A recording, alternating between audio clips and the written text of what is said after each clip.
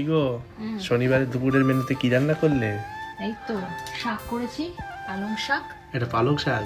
আর আর হচ্ছে মাশরুম করেছি আজকে, মাশরুম, নিরামিষ মাশরুম। নিরামিষ মাশরুম। আচ্ছা, আজকে তো শনিবার, তাই আজকে নিরামিষ পদই করেছি। তো আর এমনিও আমার শরীরটা কদিন ধরে ভালো নেই, অনেক রিচ খাওয়া হয়ে গেছে, তাই কদিন ধরে একটু হালকা খাচ্ছি, মানে বেশি রিচ কিছু না।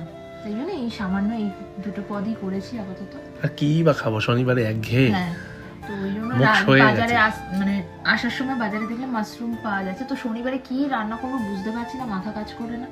তা ভাবলাম তাহলে মাশরুমটা তো অন্য সময় হচ্ছে পেঁয়াজ আদা রসুন দিয়ে করি, আজকে নিরামিষ করেছি, শুধুমাত্র আদা জিরে ধনে গুঁড়ো দিয়ে করেছি। তো দেখা যাক কেমন হয়েছে।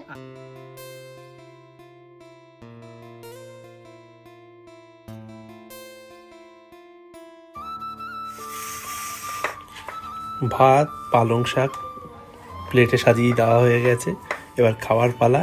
তো চলো খাওয়া শুরু করি।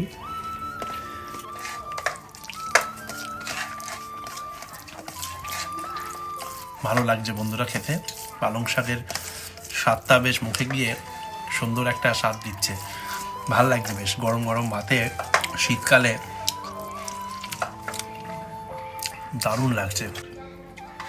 দুপুরবেলা গরম গরম ভাত আর কি চাই, বাঙালির দুপুরের এই খাবারগুলো অমৃত।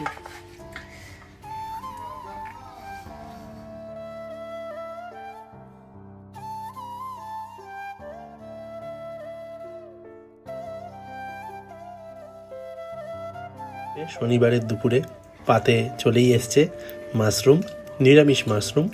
তো বন্ধুরা এবার খাওয়া শুরু করা যাক, খেয়ে দেখা যাক নিরামিষ মাশরুম শেষ পর্যন্ত কেমন হয়েছে স্বাদ। তো চলো খাওয়া যাক। ভালো হয়েছে খেতে, নিরামিষ মনেই হচ্ছে না। আরেকবার খেয়ে দেখি। সত্যি খুব ভালো হয়েছে খেতে, নিরামিষ মাশরুম এটা মনেই হচ্ছে না। আমি যখন কিনে আনলাম মনে হচ্ছিল নিরামিষ মাশরুম খেতে কেমন হবে, অন্যদিন তো স্পাইসি আদা রসুন পেঁয়াজ দিয়ে রান্না হয়, আজকে তা হয়নি। তো পায়েল ফাটিয়ে দিয়েছো তুমি, একদম 100-এ 200 পেয়েছো। খুব ভালো হয়েছে খেতে। চলো এবার মন দিয়ে খাওয়া যাক, দেখা হচ্ছে পরের ভিডিওতে। টাটা।